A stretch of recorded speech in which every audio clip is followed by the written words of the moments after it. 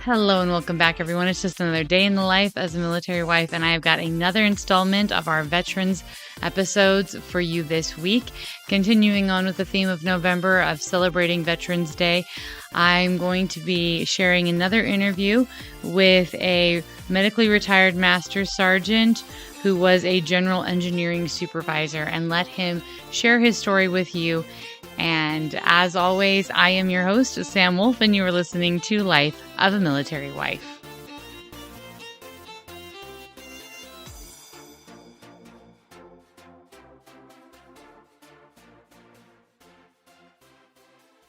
Okay, so this week I have Randy McElwain with me. He is an Army veteran, and I'm going to have him kind of talk a little bit about. Randy, when did you join the military, and why did you want to join the military? So thanks for having me on. I really appreciate it.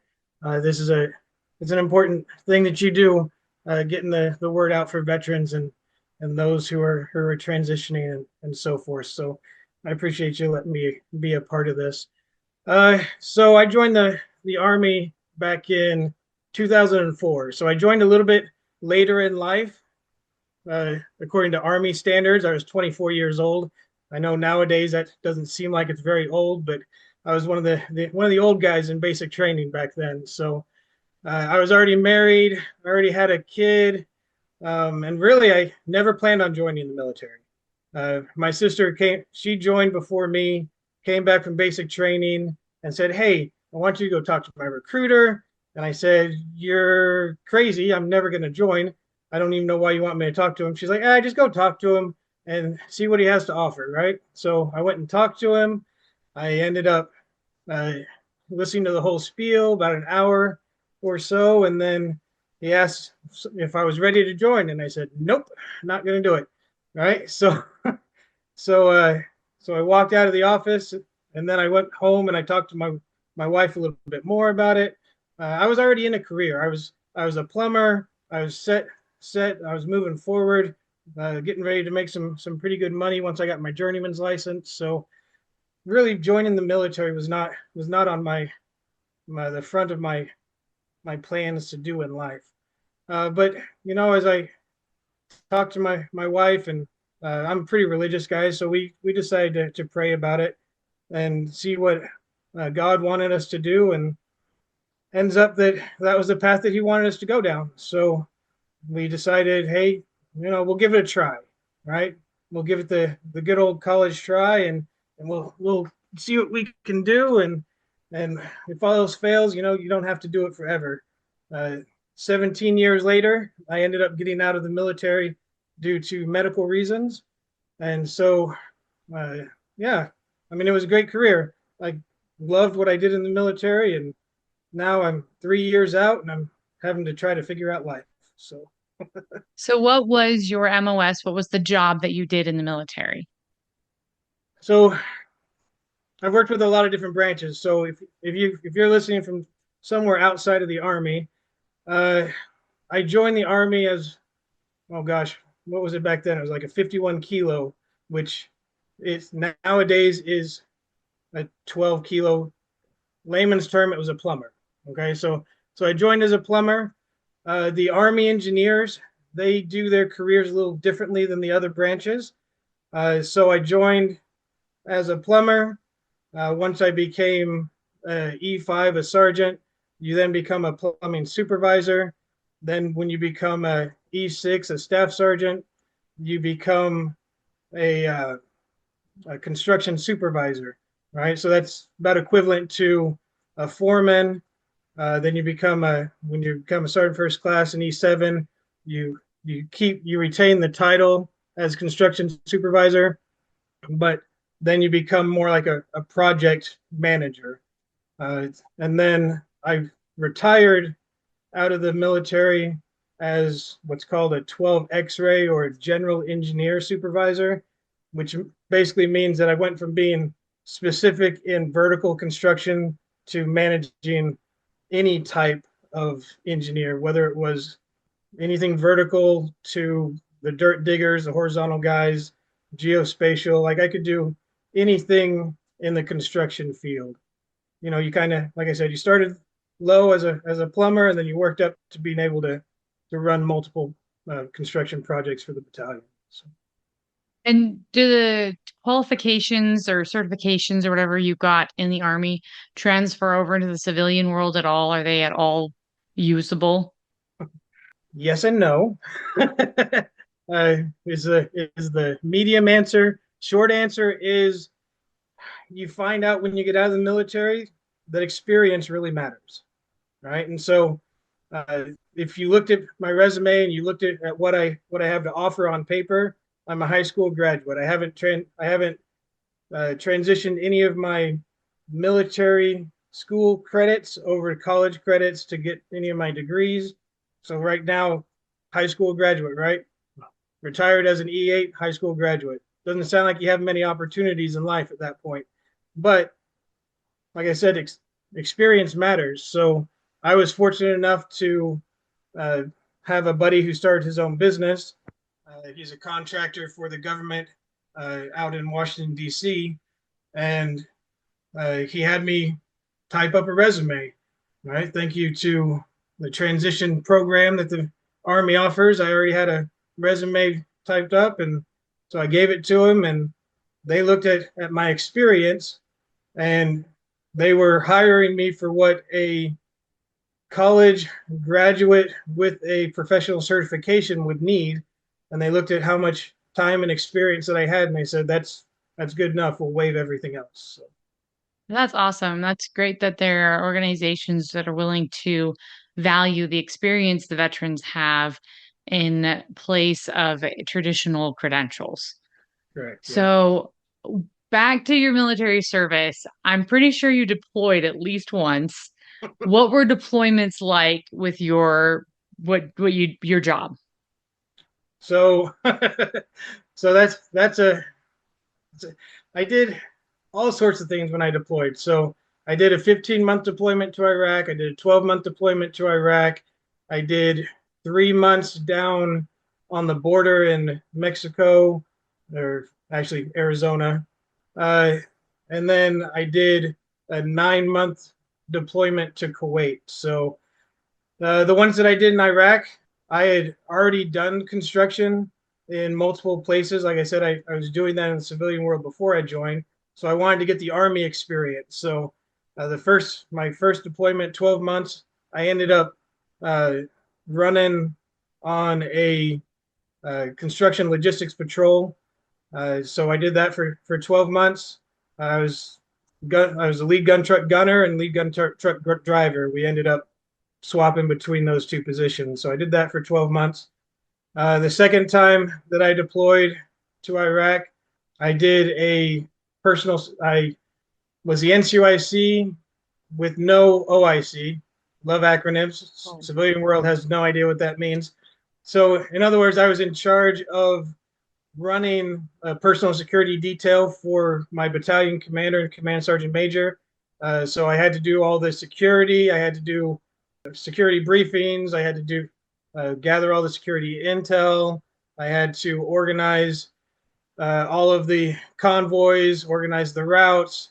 Had to do everything that an officer would do on top of training my troops and getting them prepared on a daily basis to go out the wires. So between those two deployments, I did over 150 combat missions outside of doing construction. Oh my as goodness. So as you can tell, 150 combat missions can get you a little bit burnt out. So the last 3 months in my 15-month deployment, I asked my command sergeant major, I said, hey, I'm getting burnt out. It's not going to be safe for me to take you out on the road. Recommended another guy to take my position and asked him if I could finish the last 3 months doing construction. So I actually ended up doing construction for 3 months in that 15-month deployment. Just basically, we were building up forward operating bases. So at that point, I was already an E6. I was a staff sergeant. And so I was the guy who I've always been really good at managing construction projects. So anytime that people would have an issue with a construction project, regardless if I was doing the convoys or not, they'd come to me. I'd help them fix their paperwork, figure out what materials they'd need, figure out their schedules, and do all those things. So that's really what I ended up doing for those last 3 months is running those construction projects, which was anything from building a 22 building forward operating base to building a MWR bar for promotions for whatever the battalion needed, right? So it spanned the gambit of anything that you could do, but I really enjoyed that time. It's something that you do that you'll never do again in your life. So I tried to get whatever I could out of that experience. So. Yeah, it's definitely once in a lifetime sort of thing. I spoke to another veteran last year for one of these interviews, and he said that when we went into Iraq, we had to take out infrastructure to in the entry process, and then afterwards, we were helping them rebuild their infrastructure. Were you part of any of those projects helping the Iraqis rebuild their infrastructure? Yeah, so everything that you do, you especially in my last deployment, the 15-month one, we were always paired to teach the Iraqi engineers how to be engineers, right? So we have different standards here in America. We have a lot of different safety standards, and we have a lot of different technology standards that we use in construction. I'll just give you an experience, right? So one of the training opportunities that we had was teaching these Iraqi engineers how to lay concrete. They were trying to build a rack that they could drive tanks on top of, so they could do maintenance underneath it. When we were training them how to do that, you ask them, how do you normally do it? And they basically they showed us the concrete that they used, and that concrete, we would really call it mortar here in America. It had no aggregate, had no rocks, nothing in it. It was basically sand and water they were trying to mix together, and they didn't really even use rebar. They just threw like chunks of metal in it, right? No offense to them, they just didn't know, right? And so we had to teach them what does rebar do for concrete? Why do you need aggregate in there? Why do you need something besides sand? Why do you need lime? Why do you need all these different things and to get it to bond? And like what type of strength it needs to be in order to have a tank sit above your head while you're doing maintenance instead of falling on your head when you're doing maintenance. Yep. So yeah, Oh so gosh. so Yeah, we I've were heard other really soldiers run into that. yeah, we were really focused on training them in the last 15 months. The first 12 months was so that was back in 2005. So it was what we what we called the surge. So the in when it all first began, all the way up to like 2004, you had the initial push in, and then they started to draw back. As we were drawing back, insurgencies started to pick up, so they did what was called a surge. They put a whole bunch more troops out there, right? So the first the first deployment was really about making our troops safe, about making the environment safe, and then if we could do something for the community, we would, but it was really more about keeping our people safe. The second deployment was in preparation to leave the country. So it was more about, hey guys, we've been doing this for 10 plus years. Why don't we make sure that you guys can do what we've been doing? And so we did a lot of partnershiping, and then on top of that, we would run missions to bring generators into towns so that they could actually have power in their towns and stuff like that. So there we did a lot partnering with the communities and partnering with the military personnel to prepare for the vacancy that we'd be leaving. Yeah, and that's a really necessary thing. I think that's an important aspect for civilians to understand is that as military, we just don't go in and blow things up. Like there's so much more to the military that people just don't even think about. Oh yeah, yeah. I was an Army recruiter at one point in my life. Uh, I know most of you are booing at this point, but it was actually really fun for me because I was already a sergeant first class. I was promotable to E8 while I was a recruiter, so I didn't have the pressure of having to put people into the military. I had the I had the luxury of handpicking people to come into the military because I didn't have to meet a quota. I didn't have to do anything like that because what were they going to do? I was already getting promoted to E8, so very little that the military would do to me for not meeting a quota. So I ended up every person that came into my office, I'd say probably about 75% of the kids that came into my office were like, I want to be infantry, I want to blow things up, I want to go shoot and run and kill and blah blah blah. And I'm like, all right, well, now let's talk about what else the military has to offer you. And then if you still want to go do those fun things that the infantry does, then we can talk about that. So I always made sure to give people opportunities that they didn't know the Army had to offer instead of just saying, okay, sign right here. That's really great that you did that because there's a lot of recruiters who focus more on those quotas and don't really give honest, full answers.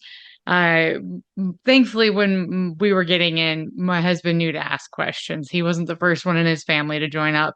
And so, yeah, we worked a little bit better. But now, on the other side, when you were getting out, because I know that you were medically retired, what was that process like? Because you got out earlier than you were expecting. So, what was that like, realizing all of a sudden you were getting out sooner than you anticipated? And what was the transition process like for you? So it was hard. I'll be honest with you.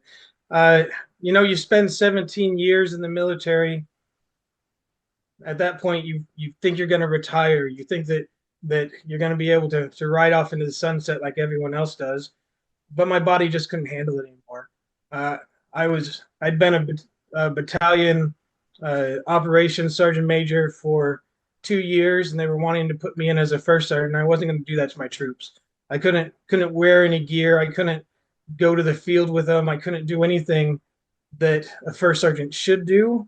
And I always told myself, if I get to that point, I won't be that leader. I won't be that person who sits in the office and says, "You guys go do," while I sit here and type on a stinking computer, right? So when I had a real hard conversation with my sergeant major, and I basically told him, I'm like, Sergeant Major, I can't do it. If there's anything else that I can do that doesn't deal with wearing gear, I'll do for you. But I can't be the leader that sits in the office. The Army's got too many of those.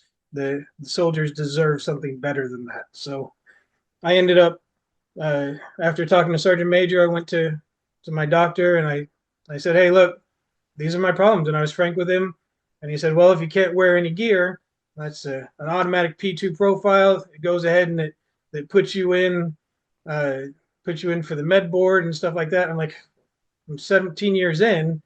Uh, I don't want to be med boarded, but I'm I'm not gonna do I'm not gonna do my troops dirty, right? So I had that strong conversation with my wife one more time, and I said, "What do you want me to do?"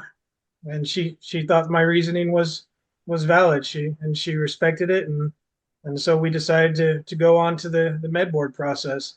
The problem with the med board process is not the med board process. The med board process was a really good process. The people who run it and your advocates in the med board process, they know their stuff, and they do everything they can to help you out. The problem with the med board process is that nobody on active duty has ever been med boarded, right? I want you to think about that for a second.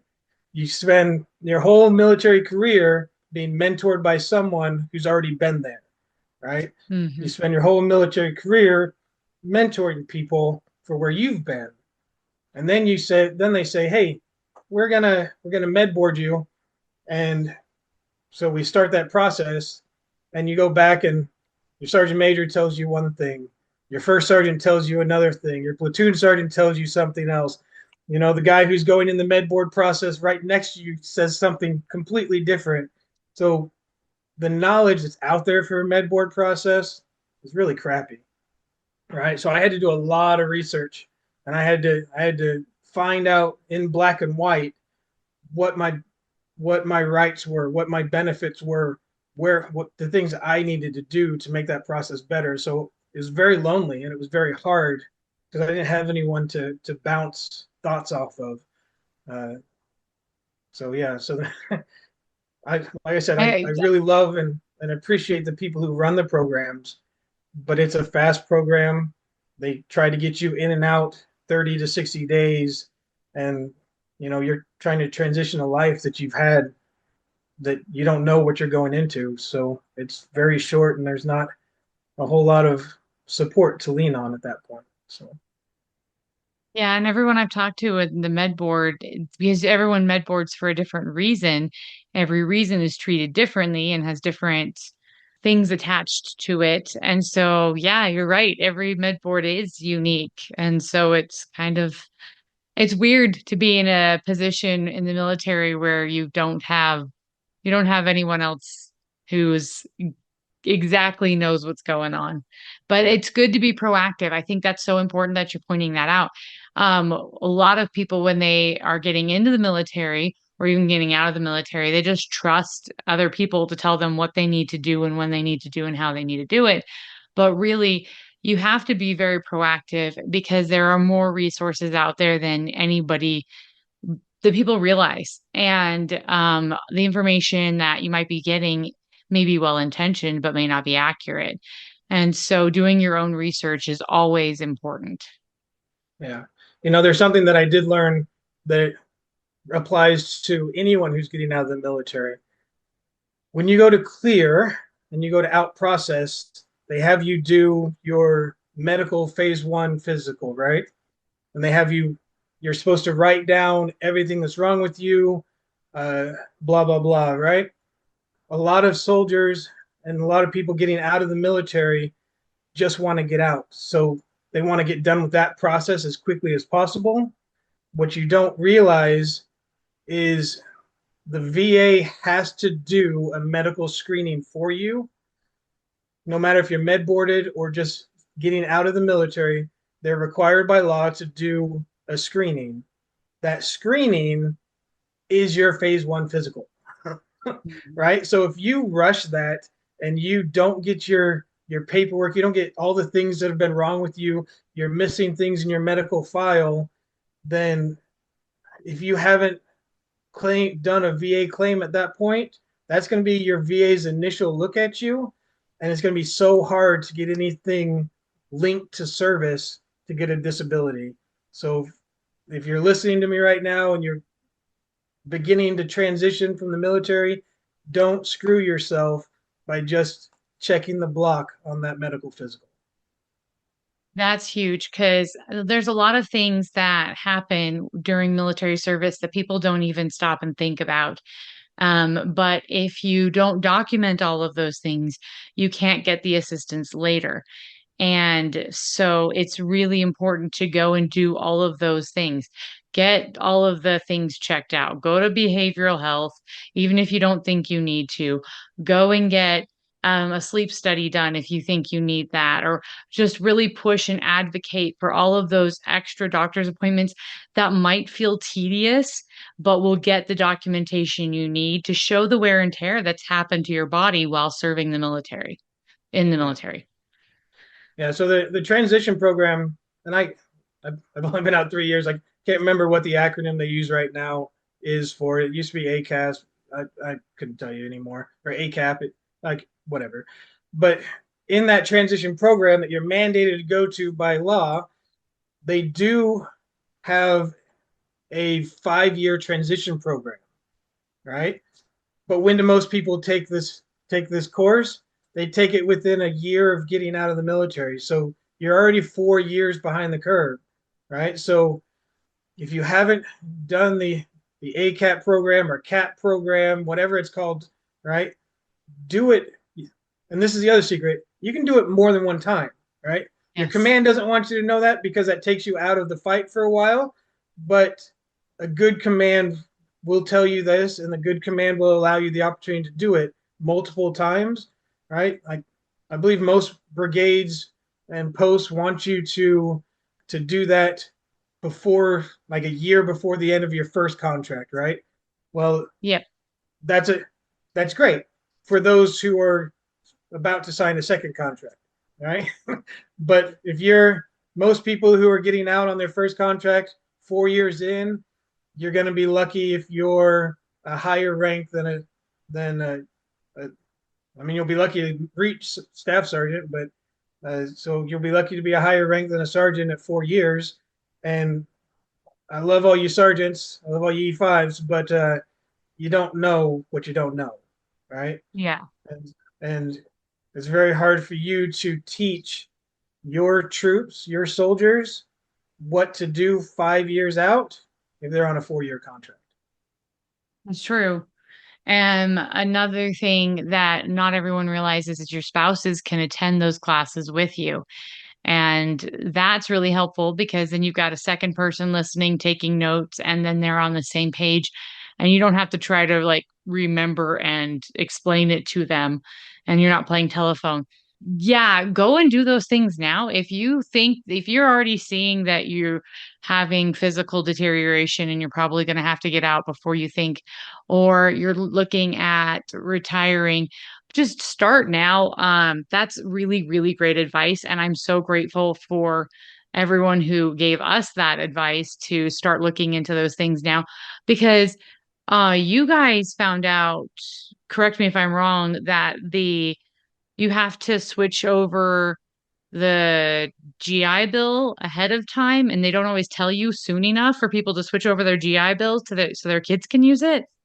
Yeah, so that's the tricky thing about the post 9/11 GI Bill, right?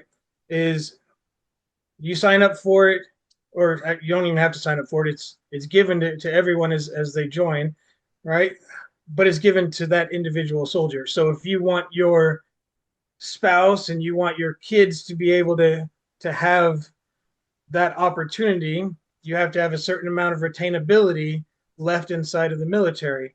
And I can't remember how many years it is, but I think I want to say it's like it's 3 or 4 years left of retainability in order to transfer those over. And I know that they've changed the regulation since I've been out. I think you can do it. I think you can start the process somewhere between 6 to 8 years now into the military of transitioning it over.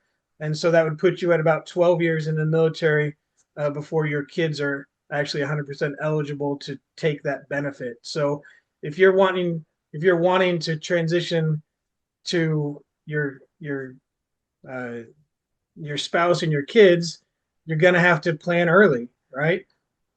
At 6 years in the military, it's hard to think, what am I going to be doing at 12 years in the military, right? And so it's if you don't plan early enough, and I saw this when I was med boarding, and I've talked to a lot of soldiers, they try to do it right before they get out, and they can't. The system won't allow you to do it. There's no waivers to do it. It's a retainability incentive to stay in the military. Yeah, so like I said, that you got to know what your benefits are, right? So whether you're in the military, you're going into the military, you're getting out of the military, you got to do your due diligence. You got to know what they are in order to get like maximize your benefits, right? That's because that's really what it's all about. Some people there are some people that are very gracious and join the military 100% because they have this great desire to serve their nation. That's about 1%, right? The 99% of us that were in the military joined because the military can do something for them, right?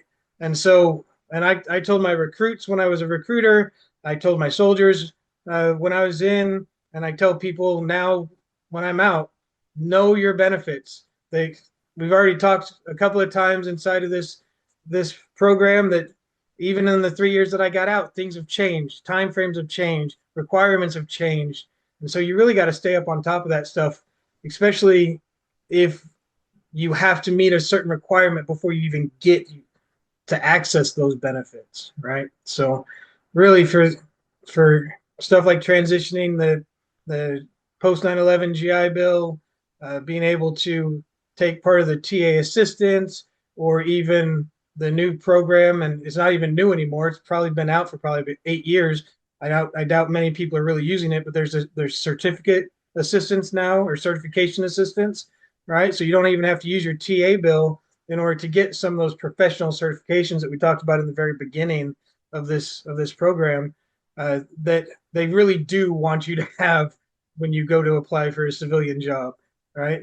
Uh, Yeah. Education's important. Certificates are more important, depending on the job that you're going for, because they're hiring you for a very specific job.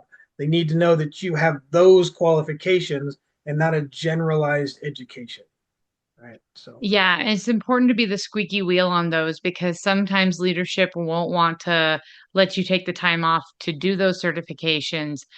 But being persistent and standing up and advocating for yourself in a respectful way is super important. oh, for sure. And really, like I said, one of the big reasons you got to stay on top of your benefits is sometimes these benefits are not funded, right? So, uh, where it's a new year, they're supposed to have a budget. They don't have a budget. We're going into continuing resolution. With a continuing resolution, they don't fund every program that's out there, right? It's too much money for the uh, Congress to be able to pass a floater bill, right? So you don't always get your benefits right off the bat. Uh, so you've got to stay up for when they do become available to you, especially if you're listening to this and you're in the National Guard. You guys know better than anyone. Sometimes your state has no money. Sometimes your state has filed bankruptcy. All right. You might have joined the National Guard for certain benefits that are now not funded. Right. So you gotta stay on top of it, because when it comes, you got to use them right away, or else they might disappear later on in the year. Yep. So if you had to give one piece of advice to people considering joining the military, what would it be? So my one advice would be know why you're joining, right? Like I said, 1% joins for the altruistic reason of joining, the greater good. 99% are joining for a different reason, right? Know why you're joining, know what you are wanting to get out of the military, and then once you've met those requirements, I hate to say it this way for the lifers, but there's not much of an incentive to stay in the military for 20 to 30 years anymore. Know what you want from the military, get your benefits, and then transition, because you're going to have to work when you get out no matter what, right? That I thought going into it, I looked at the retirement, and yes, the retirement was more than what I was making as a plumber's apprentice. I'm like, oh, this is great money. Yeah, that money doesn't go very far anymore. So you're probably going to have to get another job, or you're going to have to start a business, right? Or something like that. You're going to have another form of revenue coming in. So get what you need out of the military, and then start your real life. Yeah, basically, you have to have your plan A and your plan B. You have to know that the army's going to chew you up, military is going to chew you up and spit you out. And what are you going to do when that happens? Because, yeah, it does. Thank you so much for being willing to do this. I absolutely love this opportunity that I have to do this series and talk to veterans because every single veteran's story is unique and they all have something worthwhile to share. And I'm really grateful for you taking the time out of your schedule to do this and to share what you know and what you've been through with all of my listeners. So thank you very much. Yeah, Um, if, and not everyone wants to do this, but if anybody wanted to contact you and like ask questions more about transitioning, are you open to that? Or is there, you know, we didn't even really talk about what you're doing now. I do some really cool things now. So if we can do it. We can do another podcast or whatever, another day for anything really. I'm up for talking. Uh, but Yeah. yeah, this, like I said, the one thing that I loved about the military was you had people to rely on, you had mentors, you had people that could help you get from one step in the military to the next step. But when you're getting out, everyone who's still in the military can't really give you a lot of advice for getting out. So uh, I'm definitely open if someone needs some mentorship, needs to know the things that I did to maximize my disability, or the things that you need to do in order to set up your resume for getting a good job, things like that. I'm down to help people out. You've got my contact information. Otherwise, the one thing that I do encourage you to do, and anyone who's transitioning, is it's going to get lonely, right? Uh, Civilian world, you guys are used to people saying thank you for your service just about 1 to 5,000 times a day, right? You don't get that once you get out. When people find out that you're a veteran, they're like, they may say thank you for your service, or they might say, oh, I'm so sorry for you, or something like that, right? But you don't get the same feeling that you do when you were in service. And so it can get lonely. So there are organizations out there. Um, if you were a part of Iraq, or one of the foreign wars, the VFW is an amazing organization. If you were not, the American Legion is also an amazing organization. You have a brotherhood, you have a sisterhood there that knows what you've gone through and can talk about it. I find some of the funnest things that I do right now in my life is talk to Vietnam vets, right? They all have their own stories, and their service was way different from my service. And so comparing it, it gives you some of that camaraderie that you're going to be missing. Yeah, thank you. That's actually really, really good to point out, because there are a lot of challenges you face that are different as a veteran than in active duty. So thank you for pointing that out, and that is true.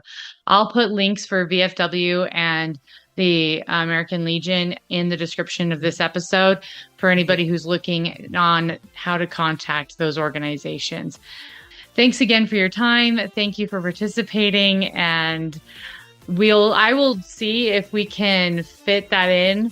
I really think it'd be interesting to cover that, have you back on. So I will see how I can fit that into the schedule, and we'll get back to you again for more of what you're doing now.